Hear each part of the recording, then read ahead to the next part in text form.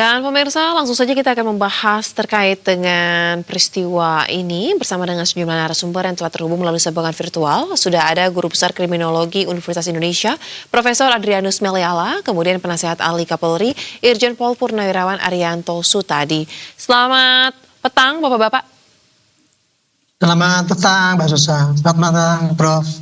Selamat petang, Mbak Susa, juga Pak Arianto. Apa kabar, Pak Arianto? Baik. Alhamdulillah. Baik, saya ingin analisa dari sudut pandang kriminolog terlebih dahulu. Mungkin Prof. Adri, jika kita lihat terkait dengan kasus ini dan semua data yang ada ya, mulai dari rekaman CCTV, kemudian juga keterangan saksi, yang tadi sudah cukup detail ya diterangkan dalam berita pengantar sebelum kita memulai dialog. Menurut Anda, kasus ini apakah sudah bisa dikatakan tidak terlalu rumit untuk dapat diungkapkan, atau justru masih banyak puzzle yang harus disusun? Ya paling tidak karena sudah beberapa hari, maka seyogianya dari 3 kemungkinan yang pernah saya katakan pada waktu mungkin 3 atau 4 hari lalu ya, pada saat kasus ini terungkap dan saya sempat diwawancara juga oleh Berita 1 TV, bahwa ada 3 kemungkinan, yakni bunuh diri, dibunuh, dan yang ketiga adalah kecelakaan terkait dengan kemungkinan akibat daripada perilaku seksual menyimpang fetishisme misalnya. Maka seyogianya setelah beberapa hari ini sudah ada fakta dikumpulkan, beberapa hasil lidik sudah berada di tangan polisi, maka mestinya dari yang 3 itu sudah bisa dikurangi.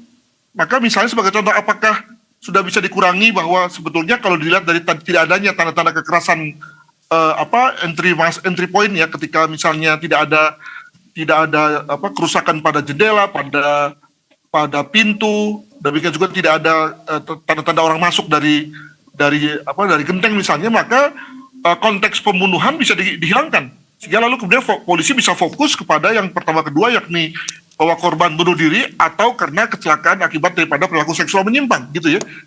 Jadi kita juga sebagai masyarakat juga lebih dikerucutkan tuh dengan kemungkinan seperti itu. Jangan kemudian lalu jawabannya adalah sudah dikumpulkan, menunggu, lalu kemudian nanti menunggu hasil dan seterusnya, tapi tidak ada satu langkah yang menunjukkan bahwa polisi sudah progresif ya dalam rangka pekerjaannya. Demikian, Mbak.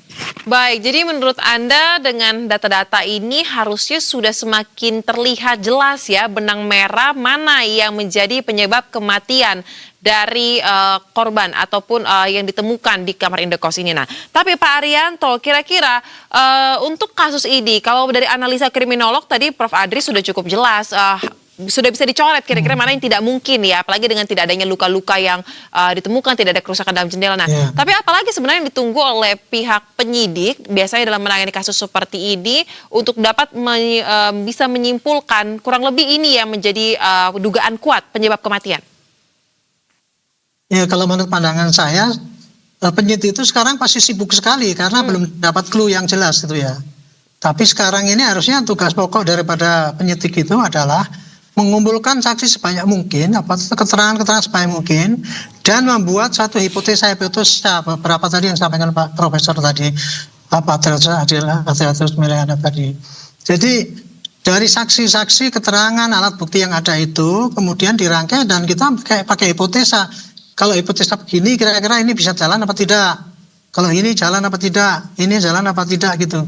Dan kemudian nanti dia memberitahu kepada yang pengen tahu ini hasilnya bagaimana, dia dari segi ini pelacakan asal korban itu sendiri kita mendapatkan apa, misalkan keterangan.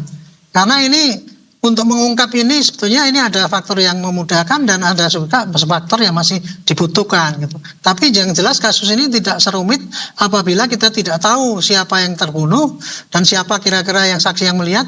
Ini kan sudah didukung dengan saksi-saksi yang banyak itu ya. Tinggal kita merangkaikan saja gitu. Tapi saya sampai sekarang belum dengar itu masalah kematian itu tadi, karena kan eksosnya nggak seperti waktu di diplomat itu dulu ya, hanya disebutkan plaknya dibungkus dengan lapan, dan saya malah dengar lagi tadi ada berita katanya sama Kasat Sersennya atau siapa ya, bahwa jenazah udah dikremasi. Apa benar apa itu? Kalau itu iya ya, itu waduh, itu tambah menyulitkan menurut saya gitu. Itu kira-kira kalau analisisnya sekarang penyidik itu pasti sibuk sana kemari ya ngejar-ngejar kesaksian yang berangkai itu, tapi sampai sekarang belum dapat clue yang mendekati untuk itu, sehingga nggak berani berspekulasi dia ngomong perkembangan daripada kasus ini gitu. Kira-kira Baik. begitu kalau pandangan saya. Baik, jadi meskipun sudah bisa dipilah-pilah mana yang paling memungkinkan, mana yang sepertinya jauh dari penyebab utama, tetapi Anda meyakini saat ini masih dalam tahap pengumpulan data, menyusun kembali sehingga akhirnya nanti memutuskan mana yang menjadi faktor utama atau penyebab utama kematian. Kurang lebih seperti itu ya, Pak Arianto ya? Iya. Baik, baik. Namun kita akan lanjutkan pembahasan, tapi Bapak-Bapak kita harus simak terlebih dahulu kumandang azan maghrib berikut ini. Pemirsa jangan beranjak dulu karena kami akan kembali dengan dialog ini usai jeda yang satu ini. Bersama kami di Berita Satu Utama dan kita lanjutkan pembahasan bersama dengan para narasumber, ada Prof. Adrianus dan juga Pak Arianto Sutadi. Saya ingin ke Prof. Adri. Prof. Adri, kalau tadi menurut Pak Arianto ini masih dalam tahap dari pihak kepolisian masih sibuk mengumpulkan dan merangkai terkait dengan semua hal yang sudah ditemukan. Tetapi kalau dari Anda sendiri, Anda mengatakan harusnya terkait dengan bunuh diri dan satu lagi ya, kemungkinan akibat dari perilaku seksual yang menyimpang ini menjadi dua hal yang sepertinya paling memungkinkan. Nah, saya ingin Anda menjelaskan atau menyampaikan apa yang membuat Anda menyebut dua hal ini yang paling possible saat ini sebagai penyebab kematian dari orang yang ditemukan di Lampung ini. Mungkin bukan paling possible ya, cuma dari segi cara bekerja yang sistematis, maka tentu kita kan mesti memilah dan memilih ya. Maka tadi ketika tidak ada indikasi perusakan atau tanda break-in ya, tanda ada orang masuk gitu, tanda ada penganiayaan pada tubuh korban, ini sepanjang yang diberitakan media ya, kalau benar tidaknya tentu saya tidak tahu ya, maka kelihatannya tidak ada satu tanda-tanda kekerasan pada korban, maka lalu kita bisa menepis, menyisihkan lah, ya menyisihkan kemungkinan terjadinya pembunuhan. Nah, bagaimana dengan konteks perilaku seksual yang dikatakan sebagai tidak biasa? Tentu tidak, ada juga orang yang tidak setuju dengan dikatakan menyimpang ya, tapi tidak biasa. Maka kalau kembali pada yang bersangkutan sebagai orang dengan pria berusia 60 tahun ya, maka tentu mungkin agak jauh ya dari sisi petualangan seksual. Biasanya kan yang begitu-begitu itu kan anak-anak muda ya. Betul. Anak muda yang masih fit dan masih ingin punya satu pengalaman seksual yang rada-rada beda lah begitu. Sementara kalau yang sudah 60 tahun kan tentu sudah ajak ya dari sisi kehidupannya gitu. Maka mungkin itu juga bisa menjadi semacam alasan untuk mengeluarkan juga atau menepis juga. Apalagi kalau misalnya polisi sudah bisa membuka ya rekaman digital dari yang bersangkutan, baik itu misalnya handphone maupun juga rekaman digital yang lain, misalnya internet ya. Lalu kemudian tidak ada indikasi-indikasi bahwa yang bersangkutan itu memiliki circle para peminat hubungan seksual yang juga unik tersebut, maka tentu bisa kita kesampingkan bahwa yang bersangkutan memang seorang yang aktif dalam rangka perilaku seksual tersebut.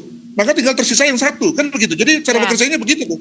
Nah, maka kalau tadi dikatakan oleh Pak Arianto bahwa belum cukup atau belum ada, ya pertanyaan kita adalah sampai kapan nih? Kalau kita memang bisa mengumpulkan sesuatu yang bersifat mosaik, di mana mosaiknya semua sudah terungkap, itu bagus benar. Tapi menurut saya juga harus ada tersisa kemungkinan untuk kemudian ada konteks probabilitas. Bahwa kalau probabilitas yang bersangkutan itu bisa untuk bunuh diri itu sudah cukup besar, 90% misalnya, maka itu aja yang kemudian kita lepas kepada publik bahwa itulah kondisinya. Kalau kemudian publik gak percaya dengan suatu indikasi beyond reasonable doubt, ya kemudian pengadilan yang memutuskan. Tapi pada tingkat penyelidikan, maka rasanya sudah cukup maksimal.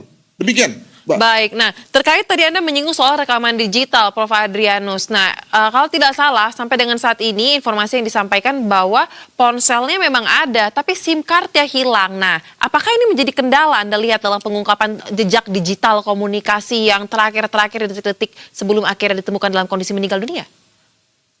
Bisa begitu, tapi kan juga bisa dilihat dari pengguna, dari end usernya. Jadi bayangkan kalau saya menelpon seseorang atau mengirim WA seseorang, maka rekam jejak saya kemudian akan terdapat di chip saya, ya kan? Tapi kan bukankah juga kemudian pada orang yang saya kirimi, misalnya saya mengirimkan pesan kepada Pak Arianto, maka pesan saya itu ada pada nomor handphone Pak Arianto. Nah, maka bayangkan kalau saya adalah seorang yang mohon maaf misalnya sebagai seorang dosen, maka siapa sih teman-teman saya? Paling pasti orang-orang kayak Pak Arianto nih, sebagai sesama ahli di bidang ini, maka polisi bisa kemudian mengasumsikan bahwa paling-paling orang yang saya hubungi adalah Pak Arianto dan yang lain-lain, maka lalu bisa ditanya tuh, Pak Adrianus ngomong apa sih terakhirnya, kan begitu. Nah, jadi caranya adalah kita lihat pada penerimanya. Nah, pesan saya dari beberapa pemberitaan media lain, maka polisi juga sudah bertanya kepada keluarga, sebagai pihak yang dikirimi pesan oleh almarhum gitu ya, sehingga lalu bisa diketahui kurang lebih apa sih isi percakapan, siapa sih dia dari sisi komunikasi digitalnya dan seterusnya. Demikian, Mbak. Baik, nah kalau begitu Pak Arianto, terkait dengan tidak adanya ditemukan SIM card di dalam telepon genggam atau ponsel si pria yang ditemukan dalam kondisi tewas ini, apakah ini juga sudah pasti nantinya bisa teratasi dengan tadi seperti yang dijelaskan oleh Prof. Adri ya? Dan yang kedua, banyak yang menilai kasus ini agak mirip nih dengan kasus diplomat muda beberapa waktu lalu ditemukan meninggal dengan kondisi kepala terlilit lakban dan dibungkus oleh plastik. Nah, pertanyaannya juga nih Pak Adri yang kedua, maksud saya Pak Arianto, apakah kasus ini sama akan tetap sulit untuk diungkapkan hingga akhirnya atau seperti apa kira-kira Anda melihat kemiripan kasus ini? Kalau saya hanya menduga ya Mbak ya, ini kasus ini bisa terungkap itu tergantung daripada keuletan. Keuletan daripada penyidik itu dan kecerdikan dia menganalisis bukti-bukti awal yang ada. Saya hanya mendasarkan pada pengalaman saya aja dulu itu. Itu kalau umumnya ya polisi itu kemudian gagal itu. Itu nomor satu karena semangatnya itu kurang. Yang nomor satu itu ya. Dia tidak bisa mengembangkan alat bukti yang ada, analisisnya kurang tajam, sehingga dia sebetulnya kalau analisisnya tajam itu dengan bukti gini dia bisa menggandeng-gandengkan, oh berarti yang harus saya kejar ini gitu. Ya, seperti sekarang handphone itu susah dilacak kan itu ya. Satu-satunya jalan ya harus itu tadi. Ini orang ini siapa, tetangganya siapa, saudaranya siapa, itu dilacak terus. Itu terus kemungkinan yang terjadi itu apa gitu. Tapi itu tadi kembali pada kegigihan daripada aparat petugas polisi sendiri. Kalau dia tuh sudah putus asa ya sudah dia menyerahkan bahwa kita cuman begini saja. Nah, saran saya polisi kalau itu laporan kepada publik supaya dia juga mendapatkan tambahan saksi kalau seandainya ingin mengejar. Apa yang sudah dikerjakan oleh penyidik, katakan kami sudah mendalami ini. Contoh sidik jari yang ada di itu hasilnya itu ternyata ada berapa lebih. Nah, berarti kan kemungkinan ada orang aja yang ada di situ misalnya gitu, sehingga publik yang tadinya tidak tahu menahu, tapi apabila disebutkan pada polisi ada kemungkinan saksi-saksi yang berkaitan itu dia bisa memberikan kesaksian yang apa itu volunteer gitu ya. Gitu. Jadi kalau penyidik nggak bisa nyari sendiri, dia harus bantuan saksi partisipasi daripada saksi untuk itu. Nah, dia harus membuka. Contohnya misalnya, ini saya penyidik nomornya sekian Pak. Ini Pak yang penduduk yang sebelah sini ini yang kenal dengan ini kira-kira siapa? Tolong sampaikan pada saya per telepon ini aja. Nah, contohnya kayak gitulah. Itu kiat-kiat untuk mengejar ketertinggalan daripada alat bukti yang belum didapatkan secara sempurna. Kira-kira gitu. Keuletan penyidik menjadi kunci juga untuk menentukan apakah kasus ini berhasil diungkap atau tidak. Nah, kalau begitu, Prof. Adri, kita sepakat ya bahwa memang penyidik memiliki peran yang sangat vital dan penting untuk merangkai semua puzzle-puzzle yang ada hingga akhirnya mengetahui apa yang menjadi kronologi persis kurang lebih dari data-data ya. Nah, tetapi mungkin Prof. Adri, apakah Anda melihat ada kekhawatiran kasus ini nantinya akan sulit untuk diungkap karena kan agak mirip ya sama kasus diplomat yang sebelumnya, dan juga apakah sampai dengan detik ini dengan orang tersebut yang pindah dari wilayahnya ke daerah lain mencari kamar kos murah kemudian 2 hari ditemukan meninggal, ini bisa disimpulkan dia sudah merencanakan suatu hal dan akhirnya memang akan sudah terprediksi akhirnya akan meninggal dunia atau seperti apa? Ya bisa saja ya, cuma itu kan tentu asumsi ya yang tentu perlu didukung fakta agar kemudian menjadi satu informasi yang bisa dipakai sebagai satu dasar pengambilan keputusan ya. Maka tentu seperti dikatakan oleh Pak Arianto perlu didukung ya dengan berbagai informasi tambahan yang bisa saja berasal dari masyarakat melalui pengumuman kepolisian. Nah, namun kalau tak belajar daripada kasus Arya Daru, maka dulu juga memang saya itu ikut mengkritik polisi gitu ketika polisi memberikan satu keterangan demi keterangan, tapi karena keterangan itu tidak sistematik ya, maka lalu seperti ngeselin gitu ya dalam bahasa lain ya. Seperti karena nggak teratur, makanya mungkin belajar dari situasi itu, polisi sekarang seperti menutup ya hanya bilang hal-hal normatif saja gitu ya, dan tidak bicara mengenai progresnya. Mungkin karena dengan satu strategi agar kemudian pada saat semua bahan sudah terkumpul, sekali rilis, lalu sekali infokan apa keputusan polisi dan langsung case close begitu ya, sehingga lalu kemudian tidak ada perbincangan lain. Mungkin itu juga satu strategi ya yang sepanjang kemudian menjadi perbincangan kepolisian. Nah, itu yang pertama. Yang kedua, jangan lupa pula bahwa kalau pun tadi misalnya tadi dikatakan oleh Pak Arianto polisinya gigih, saya berpendapat bahwa kalau bisa dikumpulkan 100% ya semua hal bisa terjelaskan, iya itu baik banget gitu. Tapi kan masalahnya dalam dunia nyata, maka hal-hal yang bisa menjelaskan suatu perkara itu kan nggak bisa seperti di film ya.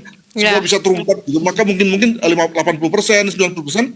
Sekali lagi kemudian ada gap yang lalu kemudian dibiarkan orang bicara berpikir tentang apa yang sebetulnya terjadi. Itu yang dalam dunia hukum disebut sebagai di atas ambang-ambang keraguan kita percaya mana. Ya, maka kalau sudah 80% sudah terjelaskan, oke, memang 20% bisa saja pelakunya tidak bunuh diri misalnya begitu. Tapi ya mana mungkin kan? Nah, untuk itu maka kalau kemudian masyarakat tetap menginginkan agar kemudian kasus ini dibawa ke pengadilan, ya monggo. Ya paling-paling juga nanti pengadilan begitu, ya. Dengan mempergunakan keyakinan hakim, maka hakim memutuskan bahwa begitu kan?